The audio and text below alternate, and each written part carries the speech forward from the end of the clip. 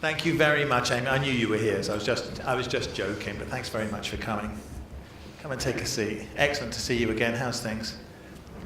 Thanks very much for coming along. Where's Osama? I thought you may have gone back to bed. Right. So I think what we should probably do is...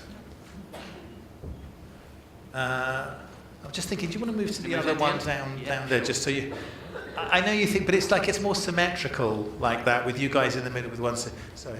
That looks much better, doesn't it? So he thinks I'm being picky, but no, this is going to go out on Twitter. We've got to take it seriously. Okay, so what I'm going to do is I'm going to ask each of the panelists just very quickly to introduce themselves, and so you'll understand where their perspective is coming from, and then we'll move into the discussion. So, to start, Amy, do you want to explain to people who you are and why you have this vague and tangential interest in payments? The why, huh? I think I grew up in payments, so it's just part of my life at this point in time. I'm Amy Parsons. I work for Discover Financial Services. I run what we call global acceptance. It means basically that I work with business partners all over the world, whether they're developers, to banks, to acquirers, to processors, to really bring our business services to life, whether it be at point of sale or obviously in the new digital realm that we're all operating in. Raimundo? Raimundo Leefmans, co-founder and CEO of Dimebox. Long-standing history in technology and payments, and Dimebox is the provider of smart payment technology to enable all players in the financial services industry, regardless of the role they take in the payments value chain. Please.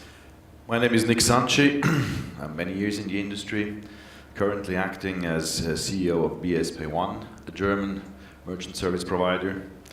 Came here a year ago to understand if it's true what you're saying, that Germany is a lost planet in innovation, which might be true, but in fact I found other people, so happy to be here. Osama, do you want to tell people who you are? Osama Badir. I founded a company called Point. We have a point of sale solution, does for merchants what the smartphone did for consumers. Before that I was at Google running Google Wallet. And before that, I was at PayPal for about 9 years. Okay, so and the first question is, I want to give all mechanic engineers a bit... Am I supposed to be reading these? Or? David. Want me to introduce myself? I thought they were going to take out all the swearing before you started. That was what I didn't quite understand about it. He likes you. So I couldn't resist it, please. Hi everyone, my name's Ronnie D'Arienzo. I head up sales for PPro. PPro's fintech, true fintech, been around for 11 years now. We aggregate global alternative payment methods and provide those as a white label service to PSPs and acquiring banks through a single integration and single contract. Right, so let's start. So now we want to talk about how the business is going to reshape over the coming year.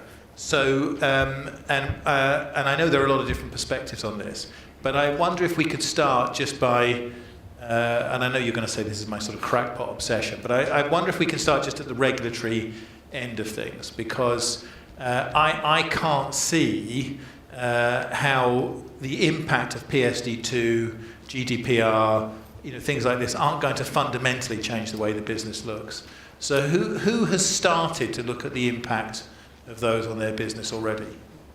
I mean, if you haven't, you should be fired. I was going to say, who hasn't, I think, might be the better. So who wants to start, Amy? Yeah, I mean, I'll go ahead and start. I do find it interesting. I travel all over the world. When I come to Europe, it's all about PSD2 and all these other regulations going on. At the end of the day, really, I think what we're seeing start to take form in kind of regulatory conversation here is actually a trend that we're seeing happen around the world. These different types of regulations in Europe, I think, are bringing into the environment open competition.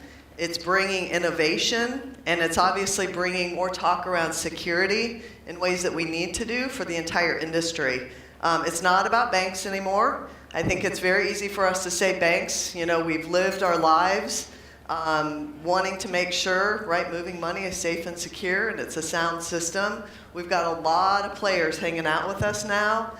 brings a lot of contextual commerce into play around transactions, and we need to make sure that entire ecosystem is existing in that way. So I do think, even though we talk about PSD2 as being this very specific thing, I think it's actually bringing to life a lot of the trends that are coming into our business as we move forward in the digital space. Do you see that as a global thing? I mean, we tend to focus on PSD2 because of the nature of the event and where we are. But my understanding is that a lot of regulators in a lot of different jurisdictions are looking to the sort of PSD2 template to move it forward. Is that a reasonable... I think it's different depending on where you are in the world. I definitely hear a lot more of it here. I think you'd see a different flavor of it in India, in China. In the US, I'd say it's more about how do you stay out of jail as opposed to how does the government help competition, especially with the recent administration. I think it's taken a slightly different turn. But I'd say I'm a little surprised how forward the government has been in Europe in helping with competition, especially bringing consumer value. It's been a lot more aggressive than the US. I think, is that a fair comment? Well, I agree. I think, look, PSD2 is designed for the consumer and the merchants. It's to drive innovation. And I think if banks, fintechs collaborate together and embrace it, and I think it's a really positive thing. So if you have a look at banks in terms of value-added services, new revenue streams, customer retention, it's really important for them. You look at fintechs and the ability to be able to scale very quickly, much quicker than they would have been on their own, and customer acquisition costs are very low. And then obviously for the consumer, there's a lot more control, innovation, and value-added services from them. So for the whole ecosystem there, it's a very positive thing, and that's where we see it. So Amy's point about this not being about banks anymore, presumably you agree with all of this, but do you see it changing the competition that you're looking at on a day-to-day basis yet, or is it still to have an impact? Well, I think there's a lot of talk about PSD2 and what it can bring, a lot of innovation. We all agree on those high-level ideas and concepts around that. But to actually drive that innovation, that needs to be coming from an overarching view and that the financial institutions will have to bring to open up, to be able to actually, as was mentioned just now, have the consumers and the merchants benefit from the theoretical benefits that are out there in the PSD2 regulations. And that requires those banks to and financial institutions to actually be opening up and to embrace that innovation by means of technology, which is not a threat, but actually an opportunity to tap into new revenue streams. Okay, let me push that question in a slightly harder way. To your point, so who thinks that innovation will be delivered through the banks, and who thinks it will be delivered through the fintechs? I mean, I know it's a harsh, but do you think the banks can respond quickly enough to this, or do you think this is now a fintech business? I think it's both. I think so too. It's probably introduced by fintechs and then adopted by banks. But I mean, to add something from my perspective now, Germany, which I think is quite interesting. So, on the one hand, Germany is quite well prepared for PSD2 because they already had some let's say card-based payment means not being international card schemes, and so they're in this sense are let's say more innovative than others, and you see that. So do you think? I mean, I think this is true, but PSD2 actually pushes us. It means a resurgence in the three-party models, right? Because it means lots more people will be able to set up their own. I agree with that. Yeah, but the interesting fact then, well, what I learned in the last year, we did work with fintechs together, and tried to implement new payment methods based on the PSD2 thoughts and attitude. And what we learned is you have to convince all the bankers and adapt any kind of pricing scheme to what they know from card schemes before. So if you come with new ideas and say, this is totally different, by the way, and this, they say, yeah, but I have to compare it with cards, and that's, please help me here. And so mind shift that didn't happen yet. And so I think it's fintechs pushing into banks and they learn step by step. But some of those people didn't really realize that it might change dramatically for them, as they still want to have it in parallel. Okay, but can the fintechs actually make anything out of this? I mean, in Susan's presentation, she just said it very quickly and in passing. She said, you know, look at the new competitors, I think she said digitally native. You know, like, if you were setting up a fintech and you think, well, we're going to compete with these slow, sluggish, these dinosaur banks who are going to, okay, maybe you have a chance as a fintech. But if you're going to set up a fintech to compete with Google, Amazon, that's a different picture, isn't it? Yeah, I don't think you're necessarily competing. I think you're actually collaborating, and I think that's where you're actually going to win in the marketplace. I think you have to look at the banks with open API. They're effectively platform players, and the fintechs have got the opportunity to collaborate with them and scale very, very fast. Customer acquisition is really, really key.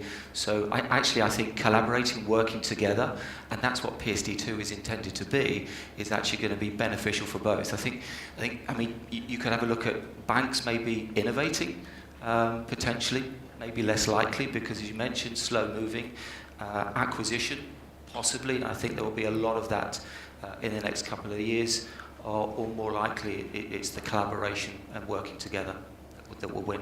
Okay, all right. Let's pick a specific answer, because something Osama and I have talked about before, which is lending. You know, as one of the services around point of sale, merchant lending is a growth category. Everybody understands this. So I was reading this morning. I'll use Amazon the example because it's an easy example. There was a story this morning, in Bloomberg or something, about the state of Amazon's merchant lending business, and had a really interesting comment in it. It said, we're not lending money to these merchants to make money from interest payments. We're lending money to these merchants to create a more vibrant marketplace because we make money in other ways. And this illustrates to me part of the... See, we're used to competing with people that have the same kind of theory of mind as us. We're competing with people who think the same way that we do. We understand their competitive positioning. We understand how to...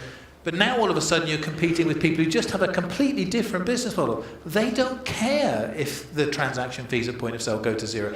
They don't care if they go negative. Susan's, so how can fintechs compete in that space? This is not on the technology side, but on the business side. This is what I'm sort of curious about. Yeah, I mean, the world is changing. We have come from an incredibly transactional space. And I think Nick said it best, right? The mindset, I think, for those of us who started in that historical perspective, hasn't quite shifted. Everything's moving to contextual commerce. It's all about what's happening around the payment. It's what you're wrapping the payment with. It's the experience the consumers engaging in. And that's the stuff consumers are actually starting to migrate to, right? Just directionally, they're looking to be engaged with whatever they're doing, and the payment just happens to be this thing that's going on. Kind of off the side or behind the scenes or invisible, as we like to say in the industry. So I think that's where, when you look at the business opportunities, it's endless, because it's anything that we think we can create. The digital world allows us to build and do whatever we want at this point in time, and it can happen anywhere we are. So I think that's where the business opportunities start to show up. But I'm asking the question in a kind of harsher way. What I'm saying is, if this is true, that the point of sale is changing, we all agree with the data story, we all agree with the fantastic new possibilities, but how do we compete with the people who already understand how to manage data at this enormous scale, who already can... we've got to come up with some new ideas for our business, haven't we, in that space? Well, at the end of the day, I think it's... what we have today, and you best see it in Germany, and you introduced it earlier, that everybody's loving cash here. So you have parallelity of worlds here, and I think that's from an operational point of view quite difficult to manage, because on the one hand you have to do, let's say, taking still advantage of increasing card payments, and on the other hand preparing for a new world and investing in a variety of things. And what I see challenge is, let's say, take advantage of partnering, because many people have good ideas, translating it, and then specifically work on the organization, on the attitude, on skills, because the transformation starts there, that people in your organization start transforming the business models together with customers and so on. So let's say step-by-step approach. But it is, at the very end, I think, and that's the bad thing about our industry, sooner or later we will not be visible anymore, so we are not relevant anymore because we are all in the back door. And I think because it's all about consumer and their journeys and not about payment as an event. But it happens. But in her first keynote, Suzanne said, the innovation doesn't have to be at point of sale. There's plenty of opportunity for making processes more efficient, sort of behind that. So surely there are opportunities that if the people in the audience could seize, there would be something real there. What I'm saying is, I basically want you guys to work harder to explain to the audience where these might be, because I'm not sure that a lot of the gaps that we saw a couple of years ago are still going to be there. So let me weigh in on that. I look at the problem a little different. I don't think it's about data or contextual commerce or how connected consumers are. I think what Amazon is doing is understanding the customer a lot better and figuring out how to serve them. Because Amazon finds itself in an elite class of companies that has mastered its technology as opposed to become a victim of it. I think most of the companies in the world are victims of their technology. They can't do what they want. They can only do what their infrastructure allows them to do. And if you just go back in history, I think our industry and retail technology in general was born out of an age of automation and access. That's what you use technology for. And for decades, retail was about doing things faster and cheaper, and in fact, making the customer work harder because they want access to things. And, along comes the internet, and access to things is actually very easy. Search is by far the most useful use case of the internet because it gave us access to information and gave us access to almost all things. So selection and price, which were the muscles of retail for decades, were no longer really muscles. Amazon comes along, takes over because they have the best selection and price. And as a result, now the competition is about experience, delivering the best possible experience. And to deliver the best possible experience at scale, you need to have mastered your technology.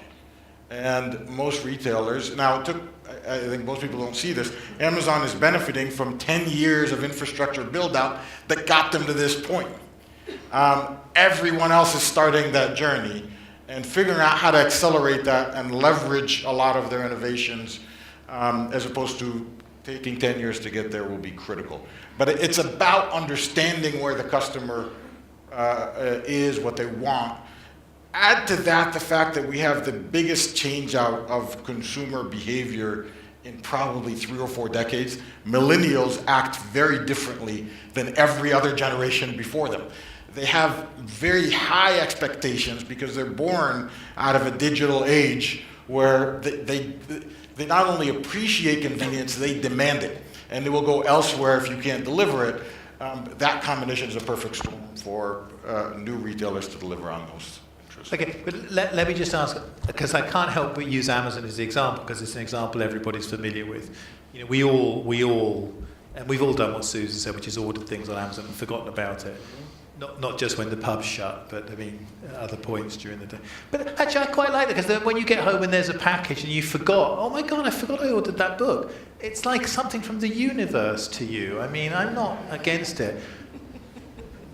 But just to ask a harsh question, yes, Amazon, the Amazon credit card, you get 5% discount on Amazon if you use the Amazon credit card. Yesterday, they said, from now on, you can use the Amazon credit card in Whole Foods and you'll get a 5% discount. That means an avocado could cost as little as $19, the average person. What are you going to do to compete with that? This is what I want to give people in the audience some optimism that they're not just going to fall by the wayside as the digital natives that Susan was talking about just step into this place. Well, I think they're doing something. Please. They're doing something very simple. They're turning. I think people forget that payments is about incremental sales. If you don't deliver incremental sales as a payment method or a payment system, you haven't done your job. And so Amazon's actually going backwards and saying, how do I deliver incremental sales to this new asset I bought? And that's worth a lot more than the interchange or whatever the economics were. And I think anyone in the payments industry can do the same thing. If you could use your data to deliver incremental sales anywhere, any retailer will pay a lot more for it and will be happier for it. Okay, so, and they have the 10,000 lawyers that you need to make GDPR work in this place as well, so you don't need to worry about that either. It's the average guys that have the problem. By the way, if you think I'm exaggerating about this, I read in the Financial Times, and therefore it must be true, European companies are going to spend 8 billion euros on GDPR this year. 8 billion euros for absolutely nothing. It's a complete waste of money. Can you strike that from the record? I don't want the lawyers to. But they can take advantage of that, right, is my point. Okay, so we have things like we have this kind of regulatory envelope, which means there's going to be more competition at point of sale. Now I want to ask you something different in business terms. Are we talking about competition for the payment instruments, right? So we all understand competition between cards and instant payments. We understand competition between Discover and Amex. We understand all that. I'm not sure I understand competition between everything we do now and Bitcoin or Ethereum or Zcash or Monero or whatever else. I mean, is it possible that we're too conservative? There's actually bigger changes coming in the business space that we've been talking about here? David, actually, I think there are some big opportunities for banks today. If you have a look at global e-commerce, over 50% of transactions, e-commerce transactions, are made not using a credit card. And I think if you have a lot of, for example, they're not new entrants, but new entrants maybe into the global scene in terms of First Data looking at some of their merchants, let's say, for example, a New York store that's selling watches, that's getting customers from the Netherlands or customers from China wanting to buy their goods and finding that 50% of those transactions are dropping off. And why is that? Because they're not offering the payments facility that those consumers are expecting to pay. They're not offering Ideal, they're not offering WeChat or Alipay, etc. So I think by actually partnering again with some of the fintechs, I'm not going to put any plugs here, but aggregating some of those alternative payment methods, finding a very quick way to market, getting rid of all of the overhead, the resource, and the challenges that are involved in that. I think actually globalizing alternative payment methods. Some markets, not cards, are not the alternative. Vietnam, only 7% of the population use credit cards for e-commerce. So I think there's a huge opportunity for the banks to widen their scope in terms of what they offer and attract more consumers and retain those merchants. I wonder if just out of curiosity, who has Alipay on their phone right now? Who's actually got Alipay on their phone? It's quite a small proportion. You really ought to get it and try it, because just to go to the first keynote, because it really is very interesting how it's not a payment mechanism. It is a whole ecosystem. I mean, that point's true, right? Yeah, it's very much a lifestyle. I mean, I was thinking about your earlier question too, just kind of coupled with this. I mean, when we think about opportunities for the business, we really do have this tendency to focus on this payment mechanism, but if you go forward, and I'm not going to go as far as cryptocurrency, so I'm going to bring it maybe a little closer to home. There's things like voice that's showing up in our space. So we can go home, I can have Alexa turn on my lights, she turns off my security system, she does a whole bunch of other things for me. I can also order stuff that shows up that's unexpected at some point in time later. What's coming around voice, right? This is where we really need to be thinking what's next. It's great to order stuff, and if you've got things maybe stored, your credentials stored online, that's all good. But what if you actually want to make sure that it's you that's ordering that, and not one of your children or somebody that happens to be in your house? You've got to show up with different modes of authentication, and it can't be a PIN, right? Because who wants to say their PIN out loud if you happen to be out at a public place? So it's going to become very, very important for us to think about these adjacencies to making a payment that show up in places like voice. I'll use augmented reality as the other example. We've got lots of companies that are starting to actually build that in to their online experience, where you can actually, pick furniture, look at a lamp, build a deck, and you can actually put it up next to your house. And you can imagine, it's no longer in your imagination, you can actually see what it's going to look like. Having to then say, I want to purchase this and eject out into our current shopping experience is very clunky for anybody that's had to do that. So trying to figure out a new way to create that payment stream, these are the types of business opportunities that are showing up for all of us in this room. We can take advantage of. You guys playing around with this voice chat kind of stuff at the moment? Yeah, I wanted to add to your comment about Alipay and WeChat. If anything is made visible with the success of these Chinese payment methods, it's the fact that they also do not look at the world of payments or, in the traditional sense that we still use. We are still using these words here today, even offline, online, e-commerce, point of sale. Why? We're moving into a world where technology is enabling the means to accept any payment through any channel at any point in time, regardless if the person is present, if be it a traditional card, an iris scan, your fingerprint, we don't care. If that has been made clear by the likes of Alipay and WeChat, is how to actually convert that idea into a valuable and relevant payment method with the use of technology, which allows for that global acceptance, if you will. I mean, there was a big experiment in the Super Bowl, right? So Amazon had a big advert in the middle of the Super Bowl, and they were sending messages to the Alexas, but using something you couldn't hear, like some. Is that allowed under Like GDPR? I get confused about these. So are they allowed to talk to your Alexa so that you can't hear? I don't know. How do you feel about Actually, that? the scarier thing is Alexa's always listening. That is scary. I'm wondering how much of our conversation goes back to Bezos. One day those tapes are going to be found. You know that. It's AI. Can I just push? Let's come back to this voice thing, because I think that's so. That's a good example of something where there's going to be change over the coming year.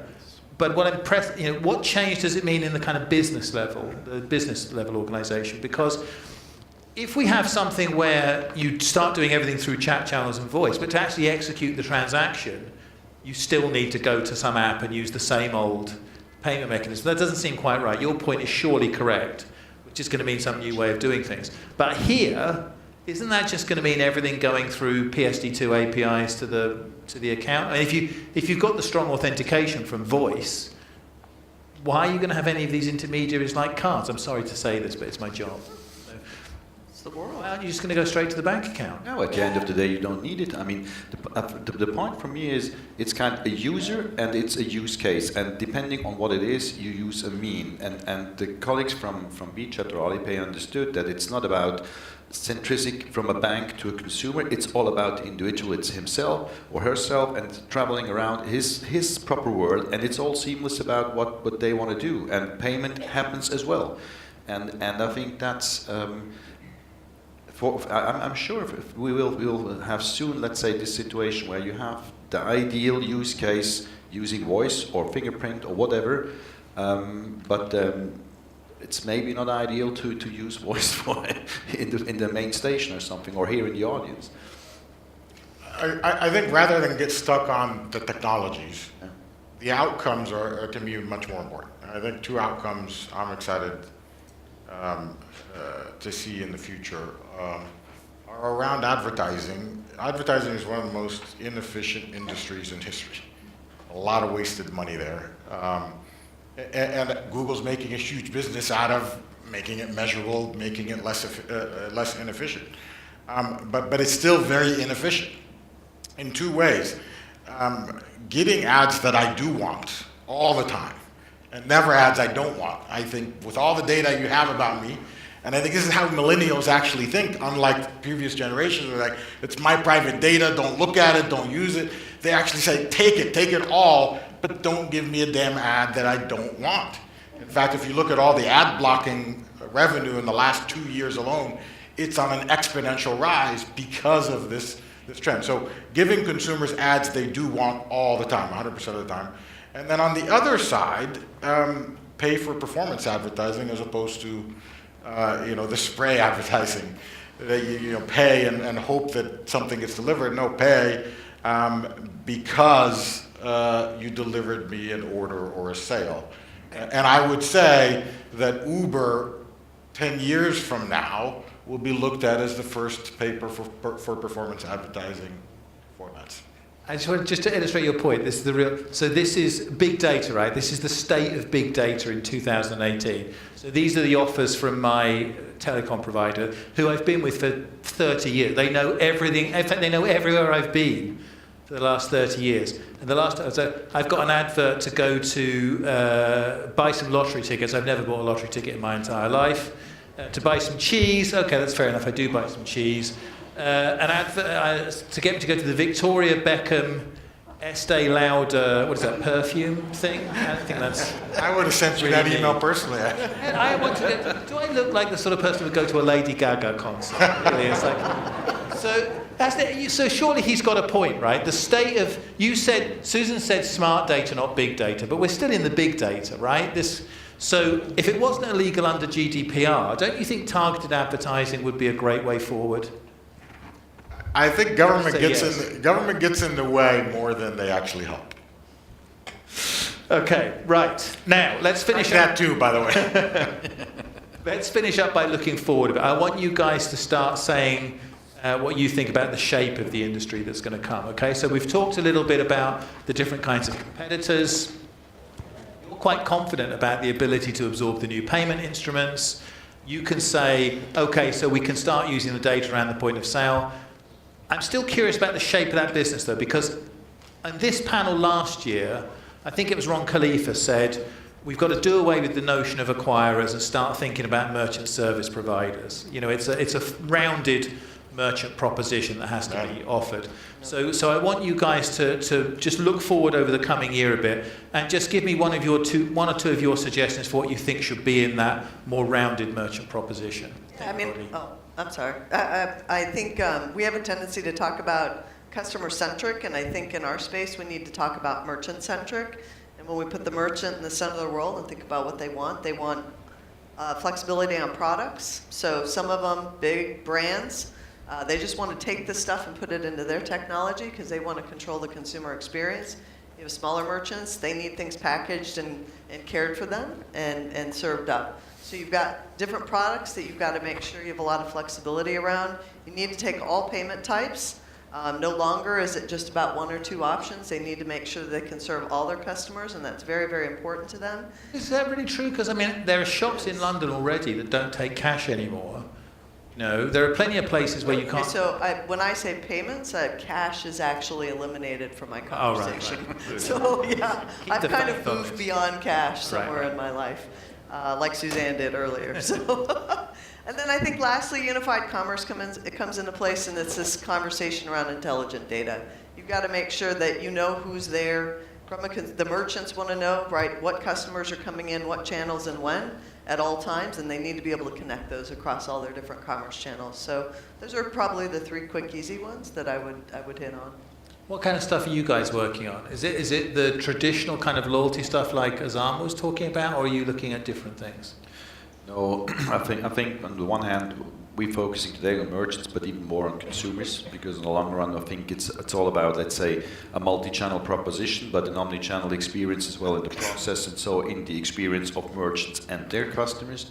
We're working very much in the direction, let's say, providing for certain focus segments an omni-channel experience to our customers and their customers, and it's enhanced by payment means, where I think we have traditional, but we go much more in direction other payment means, but as well other services specifically for the SME segment, where we think the customer and its contract, let's say, is the key asset, and we try to bring in as much as possible around that to deliver kind of a proposition as a merchant service provider and not the payment provider itself.